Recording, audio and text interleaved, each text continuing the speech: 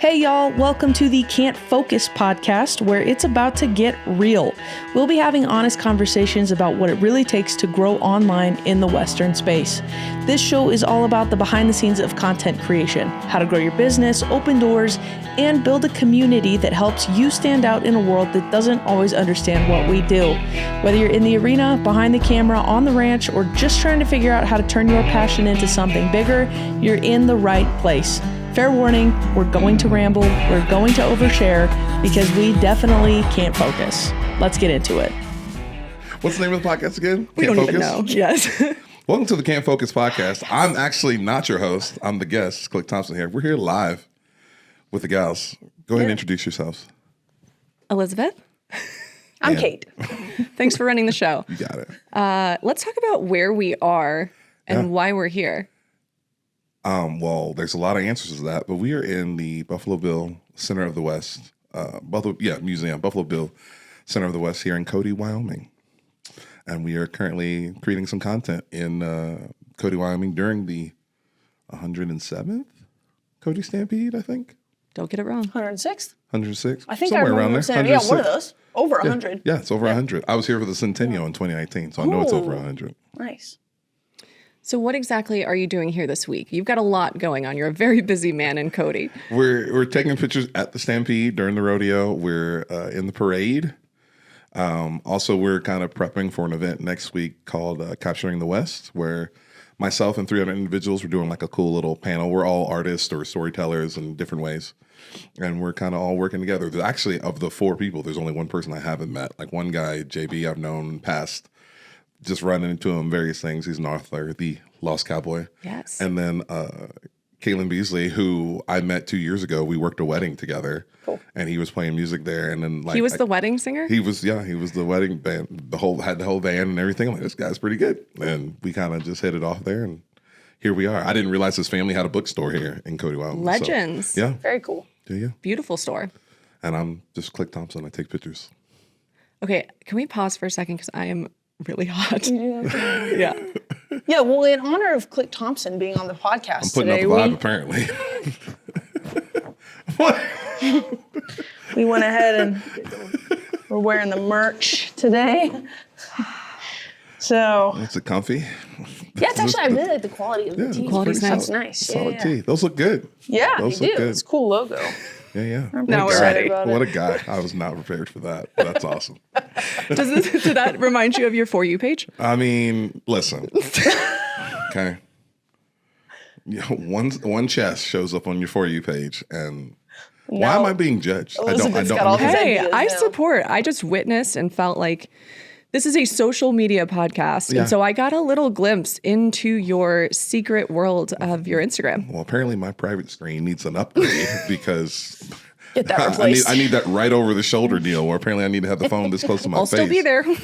Golly. She's I never mean, Smash is the reason that I have a privacy screen. What did she do? She would always find herself looking into my phone. Apparently that's the most, but she's like, I can read everything you're typing. I'm like, well, then Great. look at something else, bro. Like, what are we doing? So, but apparently, you see an attractive female and you double tap a few too many and it gets into your algorithm, and then now it's an issue. So, That'll happen. Do you worry about, since you're a public figure now, when you're on disgusting. Instagram and when you're liking stuff, like say you like, are you worried about people seeing that? I'm way more aware of it now, because I have definitely had a few friends. So that's what you like. I mean, you liked it too. Like, what's the problem? We're all liking that girl's gorgeous. I'm confused. Or like, you don't like that type of food? Don't judge me, bro. You were here too. You just happen to look down and see my name go across it before you hit the button. Like, what are we doing? You're also watching. I'm a human. Window shopping's not sinning. Yeah. Okay, so let's get into social media growth with you. And how do you use yours specifically as a Western photographer? Ooh.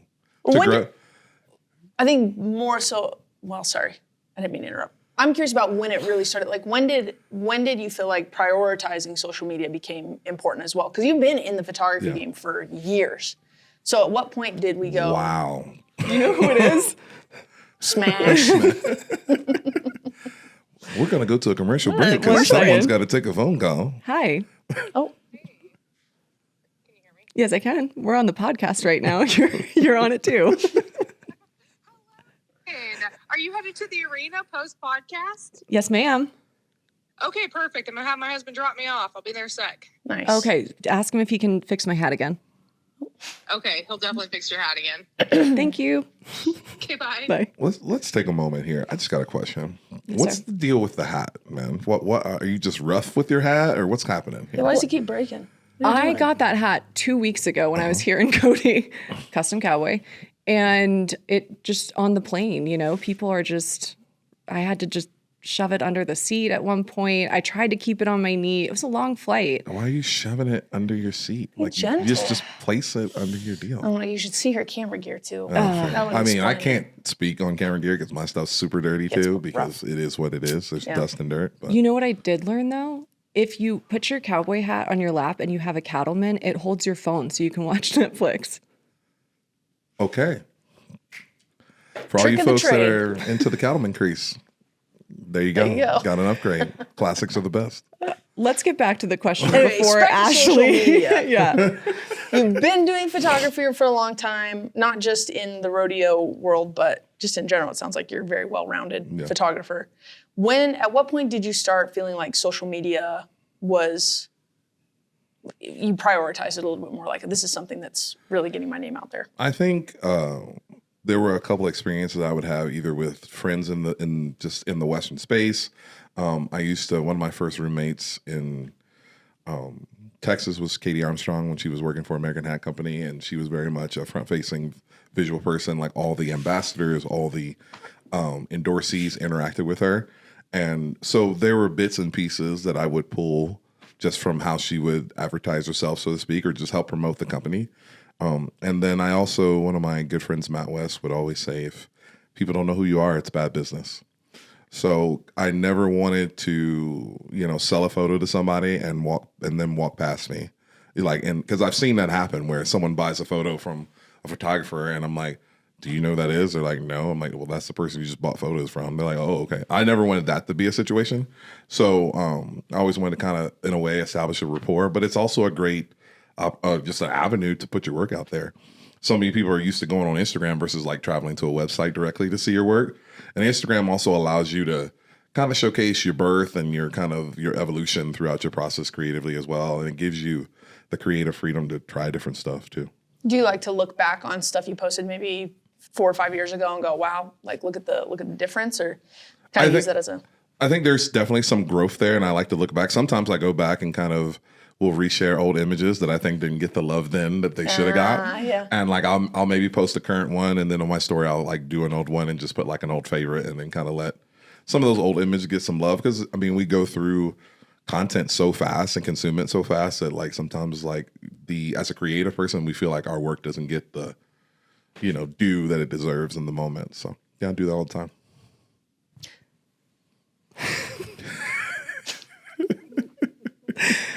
Okay. I love this. We talked about this the other day, but I'm curious on your take because this is kind of new for me. I usually am doing smaller rodeos and the guys tend to really appreciate, free footage and tags and everything. Yeah.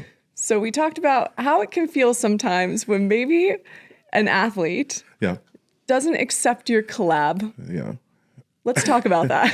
I mean, it's funny because sometimes I kind of strong arm guys. I mean, like I've had guys literally come to me and be like, hey man, you don't take any good pictures of me, or how come you don't post about me? I think we're not friends anymore. And then like I post their stuff and either they don't accept the collaboration and then I have to roll up on them like, hey man, what I did my part, like help me out here too. So, but I think that over time, like sometimes it's just like, man, it is what it is. You got to take it on the chin. I kind of will let it marinate, and every now and then I'll kind of get a little irritated from seeing it, but Did the guy the other day accept your collab? he did accept my collab. Oh, good for him. So, Can I tell I had you to strong arm him a little bit, but we got it done. Can I tell you something really sad? It's a really bad feeling when you post something and somebody initially accepts your collaboration and then months later you find out that they've removed themselves as a collaborator. Drop the That's name. happened once to me. I'm like, wow, Really? That's That once. was I'm like, so sad. I was like, what do you mean? it was an on the line kind of photo, like where it okay. didn't.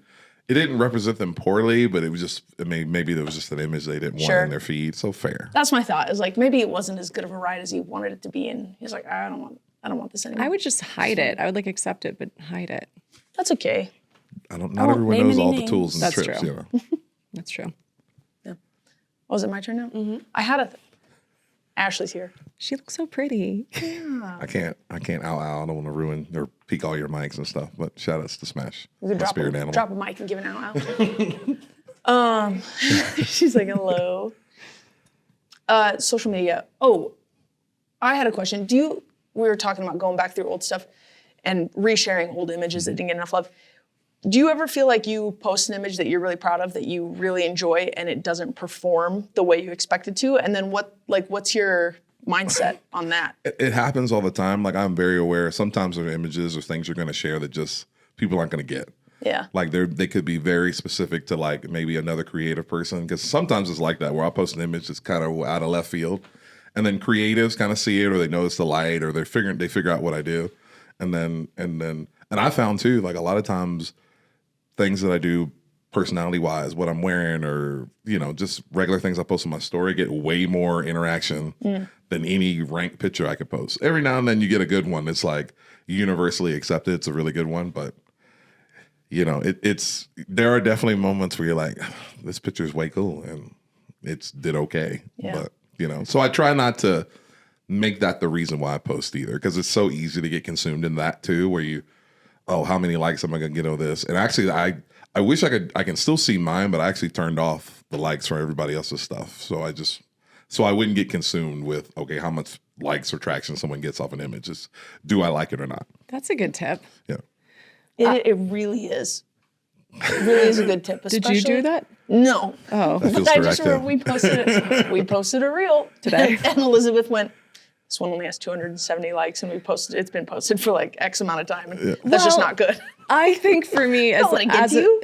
No, and it doesn't get to me, except like as far as the validation goes, it gets to me as like a strategist. So for me, if something doesn't perform, I want to know why. And so that when you especially have 3 people collabing on a post with pretty different audiences and it doesn't perform, it's like, what is going on with Instagram, or what is going on with this post? Because if it is a rank post, then you get a little consumed by that. Okay. But one thing I will say is, and I was thinking about this yesterday, is that even if your post doesn't perform well, what I've found is it always opens some kind of door or some connection with somebody that you may not have had if you didn't have that specific post. So validation on likes is not important at all. It's just about exactly what social media is for, and being social and making those connections. I think too, especially when you're trying different stuff. I was listening to an interview. The guy was asking a question to Tyler, Creator, and he was talking about how he was kind of evolving and doing different stuff from album to album. And he kind of made the comment where whenever you try something new, there's people leaving the show early, but there's always people getting to the show late. Yeah. So like you're getting a little bit of both. Like, yeah, like you said, maybe it underperforms, but then it kind of opens the door, or maybe that's the change of pace you needed for it to, generate a whole new audience. Has there been anybody that has followed you or liked a post or said something to you that kind of made you feel like you've made it? There have been a few, like just photographers or just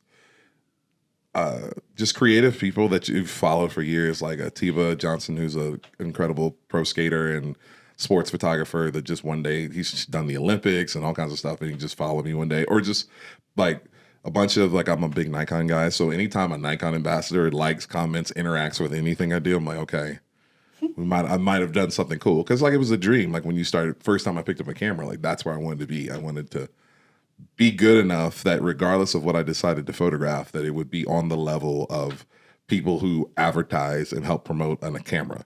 So anytime like that, it's pretty cool. How did you land on Nikon? I think, so I shot in undergrad, we shot like a smaller Nikon camera, and then I had done some different stuff, but I think it was just the one thing, and most camera systems have gotten better over the years about this, but the thing I've always liked about Nikon is once you understand how the camera works, you can pick up another one and it works. You can figure it out in 10 minutes. From the smallest line bodies to the pro level bodies, it's always seamless. Like that on button's in the same place. like they've always designed, and the ergonomics of the cameras have always been super consistent. And there's a ton of lenses, and I'm kind of a tinkerer that way, where I'll try different lenses because they have different effects, different kind of things. So yeah, you'll find me using 20, 30, 40-year-old lenses just to try and get a different kind of visual thing with my work.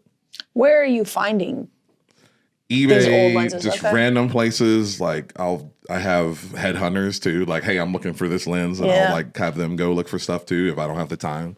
Or if someone just kind of, because a lot of times I pay attention to not just like the foreground of an image, like what's the background look like? I'm like, that's a little different. Like I pay attention to what people shoot with too. Like this person's 300 millimeter is better than my 300, and I'm trying to figure out why. Is it a newer version? Is it like maybe it's a firmware deal, getting in some of the newer glass, or it's just that one is calibrated to a point that it's just so good. I'm like, that always, and I've even mentioned to people like, what are you shooting with? They're like, let me look at that deal. And so I get to the nitty gritty to that point of just not just what the subjects in the foreground look like. What's my background look like? What did you use to get that? Is that a tilt and shift lens, or is that something kind of off the wall? Yeah. And then you find out, it's just this weird little, and that's kind of helped my photography grow as well. Just figuring out what other people are using too. Yeah. So you are the current NFR Photographer of the Year, is that correct? The current PRCA Photographer of the Year, but also like last year. Current NFR Photographer too as well. Oh, sorry. You should have listened to this podcast. That little thing. Anyways, sir, let's talk about some of maybe your most favorite moment from NFR last year. Ooh. And it doesn't have to be photography related. It could just be anything. From last year, favorite moment. Honestly, it's just, I think last year was fun because I think I finally had the time, and I had been enough times that I could pay attention to who else was there. And I could see like my friends or the people that I interact with throughout the year. Like, cause you get so locked in on that deal and you want to do a good job. And also last year was the first time that we didn't have specifically arena photographers and behind the scenes photographers. So we kind of split it up half and half. So it was the first time that you never felt like you got creatively stifled because you were always doing something different each day. You got to try new things, and it was a different experience overall because you could just be more creative than you normally could at that deal. Because that event is 90% administrative. Like all the heavy lifting a lot of times happens on the front end, and then it's just kind of executing like a fight. Like it's like executing in the moment when you get there. So just being able to be creative throughout the whole process was fun. So when you go there, this is just my lack of knowledge, so forgive me. Are you not trying to get every ride it's more of a creative outlet, or what are your requirements? What's your process? Yeah, it changes from role to role. So like usually we're serving, we have two different kind of roles. Like I said, so normally we have in the arena photographers, and it's our job to shoot all the action, get every contestant, capture those moments in the arena. And then we have behind the scenes photographers where they kind of focus on maybe more of the B-roll imagery and like help tell the story, or kind of, just give some variety in the imagery. But you almost kind of have to work in sections, right? Or like, this is your side, this is your side. And then, so usually the four of us are kind of either working across from each other or like on one side of the arena, other side of the arena. So you kind of have a quadrant that you're kind of in control of. But then whatever is specific, if you're specifically focused on action, that's your deal. Or if you're specifically focused on behind the scenes stuff. But as the days progress, the stories change. So you're always trying to find new things too as well. So it kind of flip flops. You go from very focused on the action to kind of capturing more of the overall deal. Or if you have a creative shot in your head that's maybe more of showing off the fan experience, you have to capture that. But we also have requirements, like we have a whole shot list from the sponsors. Like we got to get all the signage, get all like the activations, interactions, stuff like that. Maybe we have stuff during the day as well. We do the headshots, we do the group photos. So there's a lot of small things that go into it as well that we kind of have to cover. But so it changes. I think that's something I don't think a lot of people think about, that kind of stuff. Everybody's just like, oh, the action. Yeah. I don't think people think about, oh, you got to take that shot. Like you have assignments. You have things that you have to shoot. Yeah, we have signings and all kinds of stuff that we'll have to do. And a lot of people don't know we're in that building every day by 3:00. And we don't usually leave till about 10:30. So the thing about Vegas too is if you can go run into your buddies one night and then your whole calendar or your days can compress because then you got to be up and do it all over again. And 3 o'clock comes real fast. So now I want to know, you're running into your buddies in Vegas. Uh-huh. What's the most wild moment that you had last year? Or actually, let's just take it back to any NFR that you've done. Wild moment. Man, I'm name kind drop of a if you can. recluse. I usually save like my good friend Rosanna Sales. I will give her 1 4 a.m. night, but it's usually the last day after we've torn everything down. Cool, I'll hang out. And we'll go all day long. Smash and Webster are loving to hear this because now they know when they can monopolize that. But Smash has it in the calendar. Those are the best phone calls when Webster calls me because actually he called me in Pendleton one time and he's like, "Where are you?" I'm like, "In the room." I'm like, "Where are you?" I know where he is, but I'm like, "Let's just play the game." "Where are you?" "We're at the bar." Right. Which I love the way he says that because it's not specific. It's just, "We're at the bar." I'm like, "Okay." And then he'll chew my ass because I'm supposed to be there or like I need to show up and whatever. But there was one night after a Hui party that I ended up on a party bus and then there was drinks flying everywhere and it was a whole thing. But I still kind of ducked off. I'm kind of like, I have a good friend that says I'm not the worst head horse, but I will duck off on you. And every now and then I try to see you later. Come 2 o'clock. I feel like I need more details than that. Yeah, that is all you're going to get. Oh, fine. It was a nice try, though. You know, might have had a sleepover, but with who? A friend. A girlfriend? Yeah, she was a friend and a girl. I have so many questions I want to ask. Actually, that would later rear its ugly head last year because she did call me about 3 a.m. last year, and I didn't even know she was in Vegas. I'm like, okay. Is she a rodeo person? Not really. Western person in the Western space, but not a rodeo person. Do we know who it is? No. Oh. For sure. Do you follow her? Okay. Do I follow her? Yeah. Don't answer that. Yeah. She will find out who it is. She can go for it. She's not going to figure it out. She will. She's not going to figure it out. Smash will probably look too. She's not going to. Don't worry, it's not my ex. Hey, I need you to go and look and check every girl and see who was at NFR last year because she obviously posted it. No, I don't think she did because I didn't find out until when my phone rang 3 times at 3 a.m. Can't you let this man just be at peace? Never. 4,300, 10 minutes. Ashley Smashes on it. Oh my Jeez God. Louise. When you're at the NFR, do you have a preference? Shooting, action, or B-roll? Or like what's your favorite thing if you were going to be shooting? I've always just considered it all one thing. Like I try not to mentally separate this from that. No. Because I still think if you're behind the scenes, it requires the same skills to capture the action if you were standing in the dirt. So, yeah, like I don't like differentiate, oh, I'm an arena photographer today, I'm behind the scenes photographer. Sure. Like I think there's so many moving things. Like if you've shot a wedding or if you've been in a dark setting and you have to capture something that's moving, like that's capturing action. And it could just be a dog running across the room, but there are challenges to capturing that properly. Sure. Same thing happens in a rodeo arena. Like, so even if it looks kind of like a non-traditional bucking horse photo, you know, it's challenging to maneuver around all those people behind the chutes and try to get a camera in a hole somewhere to try to get, you know, a shot in the buck and shoot. And then once the latch opens, then you've got to roll your shutter speed twice just so you don't blow out your shot because it's dark there and then all of a sudden it's not. So interesting. Yeah. Do you feel like with how far gear has come along in the last decade, do you feel like it's made people better photographers, or what's your thought on? I think it allows for us all to do our jobs easier. Okay. And I think that's the goal too, is how can you be more efficient? How can you do it faster? How can you deliver your imagery or whatever faster? But I think photography in particular has gotten so easy to create an image that sometimes people look at it inherently like I can walk so I can take pictures. But then you find out over time that not everyone can do it well. Like everyone can push the button and take a picture, but you know, it still takes practice and it is a craft and there are like perishable skills involved in it and timing and things like that. So There's a reason people still shoot film. Yeah. There's a reason that, we could have these really old limbs. I mean, it's like with music. A lot of times when any artist that's a really good guitarist, they're usually not playing a brand new instrument.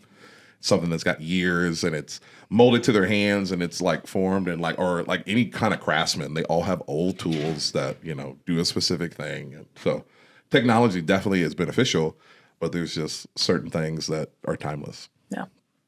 So what advice would you give, since you're the quote man? We've heard a lot of quotes lately. Yeah. It doesn't have to be that succinct, but advice you would give, I would say a lot of questions as the social media stuff is growing for all of us is people just want to get into it. They see the highlight reel.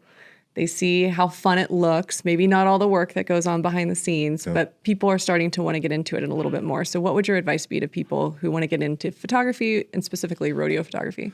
I think, first of all, be patient. In some situations, there are a lot of barriers to entry and sometimes there's none.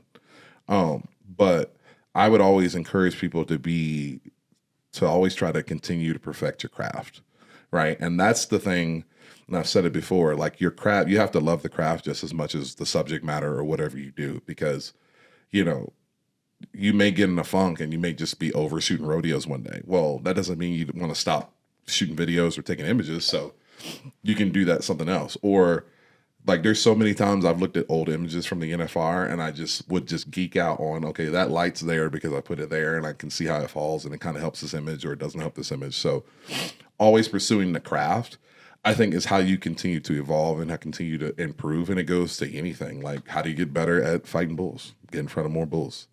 But in the same sense, you also have to really focus on your technique too. You can't abandon that once you get to a certain level. There are times when, even for us, you have to go back to the basics or I need to double check my foundation or the things that I know, okay, this is how the aperture works, this is how my shutter speed works. Or for me this year, I felt like I gotten better as a photographer because I've just paid attention more to the light, where the light falls, where the subject matter is, where do I need to be in relation to that? And it's such a simple thing, but you can get so caught up in just doing it that you forget the small little the things that you do in the craft that make your stuff better.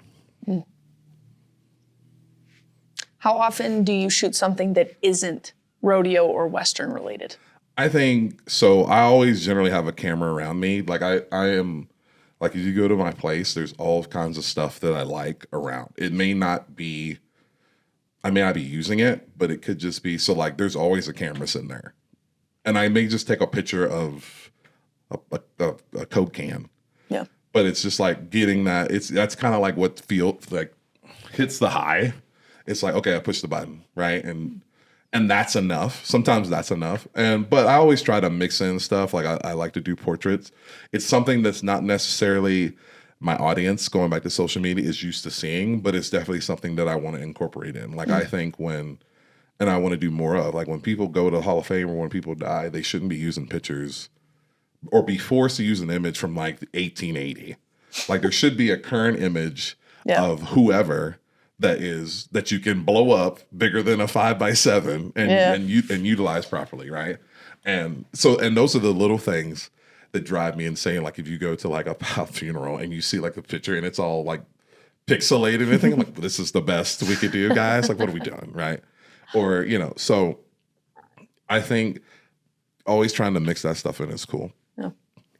If you had to pick, thinking of all the images that you've taken, if you could think of an image that represents you. Ooh. That's hard. Yes. Out of all of the photos that you've taken, maybe a favorite thing, just something that represents you, or just you just loved for whatever reason, what comes to mind? Two pictures come to mind. I think one that represents me is there's actually a picture. I had a picture recently of the barrier that did really well, but that's kind of something. It's in some ways of derivative work where I had seen someone do something similar and then I kind of executed it. But the year before, I totally had a happy accident photo where I kind of set up a remote camera and the camera ended up in the wrong place. Someone kicked it with their foot and then it ended up getting moved around. So it was basically just laying in the dirt. And there's 3 images that came from that deal. And there's like one where it's kind of the idea, but there's one where you can actually see the barrier falling, and it's like falling right in front of the camera. And then there's another shot of like, I guess there was a hornet or a wasp. And like the camera focused on that hornet, and it's a giant like fisheye shot. So there's this little hornet in like one corner of the frame that's in focus, and everything else is just blurry. And it's such a like happy accident creative thing, because still you have to, particularly with like a remote camera, like there's so many things that you have to, luck is involved. There's a lot of pre-planning. It might work, it may not work. There's so many times where I like set it up, I push the button, everything works, I walk away, I come back, and it took no pictures. And I'm like, Cool. great. Like that was fun. Like those, and it's always when like the moments happen and you can see it happen right in front of me, like that's gonna be rank, and there's no pictures. And then there was a photo I took when I was working for Bullstock Media in the PBR of when Jose, before he won his world championship, it was going neck and neck between him and Jess Lockwood. And Jose has to ride for Jess to have to, like, for him to have a shot to win the championship. And if he rode and Jess bucked off, then Jose would win the world championship. But Jose bucks off, and the classiest thing ever, like he comes up, and before Jess gets on his bull, like he steps up and shakes his hand. And to be like right there, like there wasn't a person in front of me, there wasn't a camera guy in the way, or someone's dad, right? And to get that handshake photo, and you could see like the raw emotion on Jose's, because we've all seen a bull rider throw a temper tantrum, and in that moment, all the bulls you got on all year come to this very point, and then in that moment it's over. Like you're two, not one. For him to do that, I thought that was super classy, and to be there and to get that image. And they've ran that image before again, but like that's one I've always been super proud of. But there's a few more, but like that one always comes to mind now. Cool. Yeah. Is there an athlete that you love to work with or take their photo, or somebody that just sticks out in your mind? There's different people for different reasons. Like I talk about Webster a bunch, but Webster's like the best example of how dedicated you need to be to whatever you're going to do to have the success. Like he is ate up with it. Like I've said it before, it's an addiction. He is ate up with fighting bulls. It's all related to that. It doesn't matter. Like that's his like piece. And to also be able to have the success he's had in the PRCA and the PBR, it like puts him in a different tier. But I enjoy working with like announcers like Bob Tallman. Like Bob's basically my neighbor, but he can read the phone book and it sounds cool. And so to hear some of his old stories, like he's told me some insane old rodeo stories. It's like, that's not real, but it's cool like that. But I think just anytime that you can collaborate with someone like about anything, like, hey, I got an idea for an image, and like they're on board, because we found Cowboys can be so rigid sometimes. And when you get people who are just down and want to try stuff and are willing and available, those are cool people to work with. Hypothetically, Okay. rodeo, there's no more rodeo after tomorrow. It's over. Yeah. No more rodeo. Okay. What is Click Thompson going to be photographing? I'm going to work at Home Depot, and actually that was my But I plan. look good in orange, you know? Like that was my plan. Like when I first moved to Texas, like I was gonna like work at like Lowe's or Home Depot and like just work the skid steer in the back or something, and just.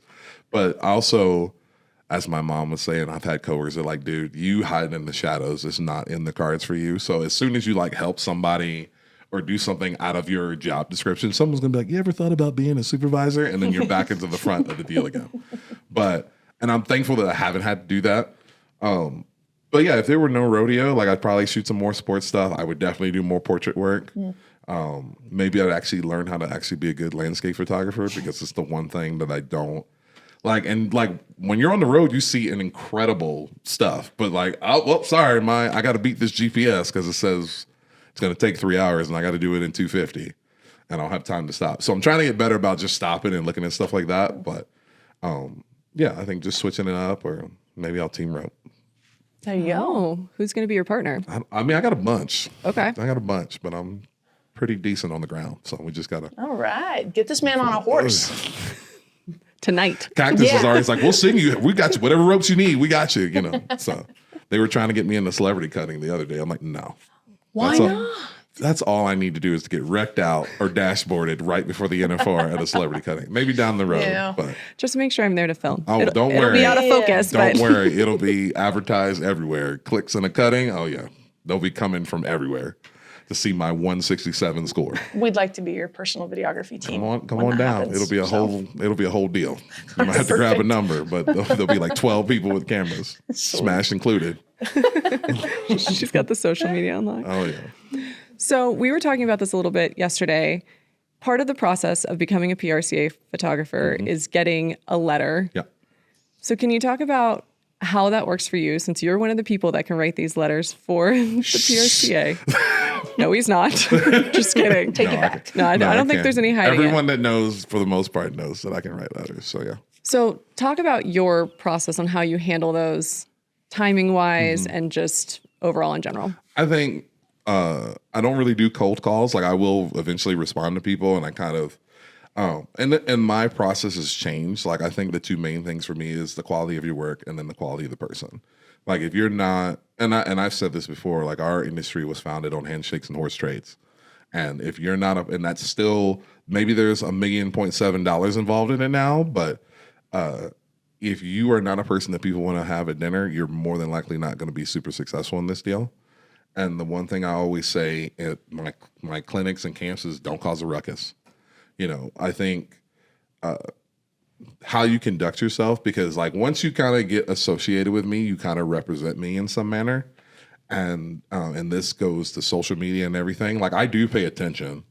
But like when I first started going away from the house and like going past Gordonsville and like in Virginia where it was more than 3 hours, my mom would be like, hey, don't shame the family.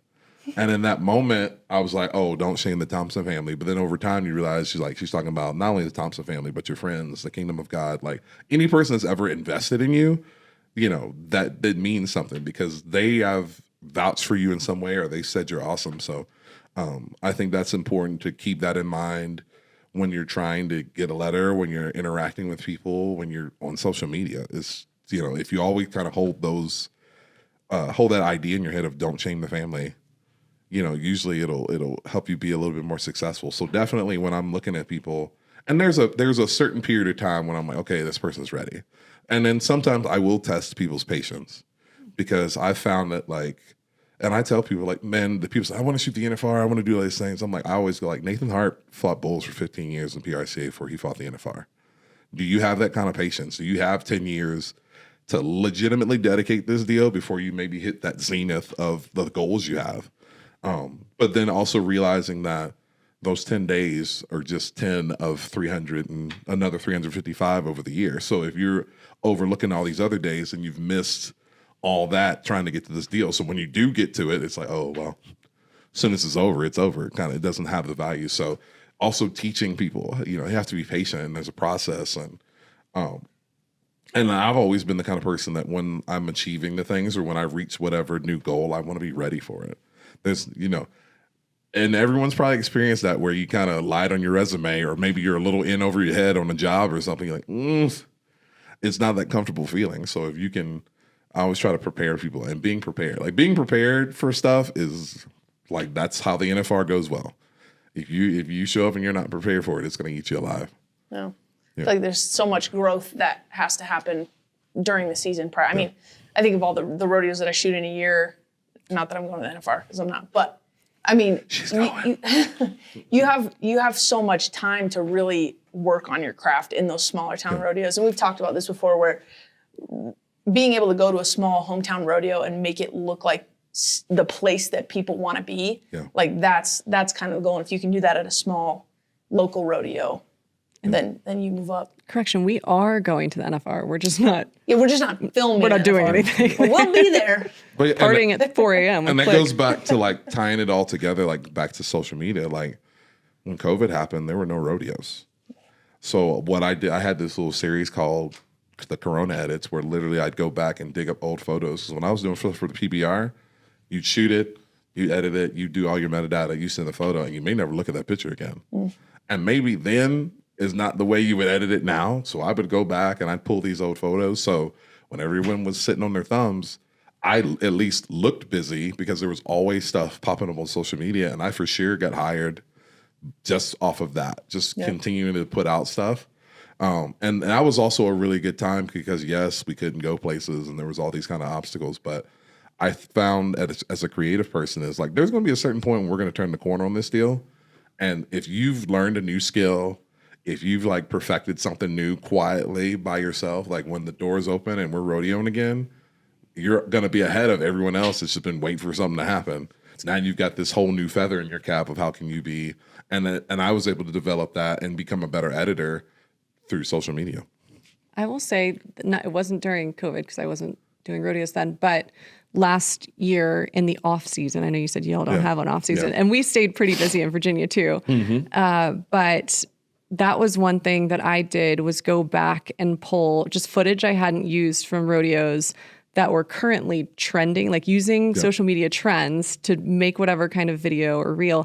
And some of those were my best performing ones where you're just trying to take what you have and do something new with it. And I think for us, when you're creating so much is left on the cutting room floor, so to speak. Like you just never use it, or it's not right for that moment in time. And then, so it's cool to go back and pull this deal. I'm like, oh man, I shot this forever ago, and I didn't know how it was going to be used or if it had a purpose then. But now I can, and a lot of times, like you said, it's going to be the stuff that either will get you some new eyes or like performs really well, and you're like, oh, they just weren't ready for it. So I was supposed to ask a question. I got distracted. I was thinking about how I've been going through my old footage, and sometimes if I go back far enough, I go, ooh. Not good. I'm really glad I stuck with this and kept working at it, because those Leave edits those out. edits from a decade ago, videos I made a decade ago, I came across an old hard drive the other day. And so I plugged it in to see if it was going to work. And I pulled up a bunch of random industries. None of it was Western. And I'm looking at it, I'm going, that's tough. I was not good. Yeah. So we've come a long way. That's what I'm saying. You have. You've done very well. Also come a long way. Thank you. Okay. Girl power. Yay. Women supporting women. And Click. And Click. I support women. I saw. I have there's nothing. I don't have any issues. Yes, 1,000%. Support the ladies. What is your type? Before we close out this podcast. I was so about to say. Before we close this out. This is Man, honestly, I'm pretty, there's nothing like visually, there's not specifics. Like it's kind of like I'm pretty go with the flow. I think my type is someone who's just passionate about what they do. And passionate about what they do and passionate about me, and we'll be good. And you haven't had success in finding that yet? You'd be surprised. There's an application. I don't know if it's still on the So website. I've always said this. Is that still live? I've always said that if you make, all I ask is that the things that I will make the things that are important to you important to me, and if you can do that in return, then we'll be good. Okay, so as the official rodeo matchmaker of Instagram, now I'm going to be on the Smash hunt. is going to work, right? She's going through the, shout out to Smash sister too. Like, see? That's tricky. It's tricky. Also, I found that extraordinary people can't date ordinary people. So, Oh, that explains a lot. That's why I don't have anybody. I don't have any ordinary friends. Well, why haven't you hooked me up with anybody extraordinary? first of all, Sorry. I'm not. That was funny. I'm not ordinary, clearly, but Extraordinary. yeah. Extra. My For You page might be ordinary. but Extra. That was something else, I'll tell you. she had a bikini on. She was clothed. It It was Instagram. Get out of here. Your phone is full of new things right Oh yeah, a bunch of great New selfies. things or oh, Yeah. new, she said. Anyway, bringing this home. Bring this back to the ranch here. Focus. Did you Okay. want to do some word association Ooh. to finish this off? To round Are you this ready off? for this? We haven't prepared for this either, so we're just going to come up with random words. Ooh. Yeah. Yeah. Or it was like just sentences too. Yeah. Okay. Okay, first one. Yeah. Least favorite photographer. Me. Favorite photographer. Me. Rodeo. Pendleton. Whiskey. Pendleton. Plug. Sponsor. Letterback. Nikon. Camera. Spice it up here. Yeah, I know, Spice it up. Give me a wild one. OnlyFans. Risky business. Money. That's money. Bull rider.